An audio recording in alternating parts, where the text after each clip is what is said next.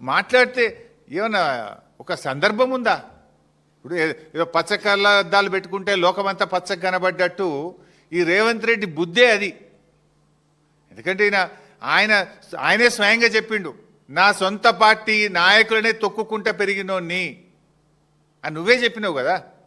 నీ నాయకుడు నీ మంత్రి కోమటిరెడ్డి వెంకటరెడ్డే చెప్పిండు 50 కోట్లు పెట్టి మావాడు పిసిసి అధ్యక్ష పదవి కొనుక్కున్నాడు అని.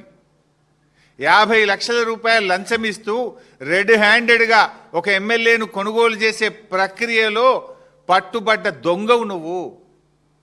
అసలు నీకు నిజాయితీ ఎక్కడదయా? మా దృష్టిలో ఒక పార్టీ అనేది తల్లి లాంటిది, పార్టీ అధ్యక్షులు ఒక తండ్రి లాంటి వాళ్ళు.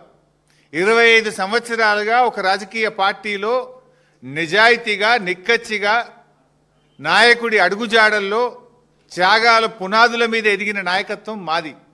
నువ్వేందే చదువుకున్నది బీజేపీ లాంటి నువ్వే చెప్తివి, అదేవిధంగా పెరిగిందేమో తెలుగుదేశం లాంటివి, నౌకరేమో కాంగ్రెస్లో చేస్తున్నా అనబట్టివి. రేపేడుంటావో తెలియని రకం నువ్వు. పుట్టుకో దాంట్లో, చదువో దాంట్లో, నౌకరో దాంట్లో, రేపెండ్లుంటావో నువ్వు.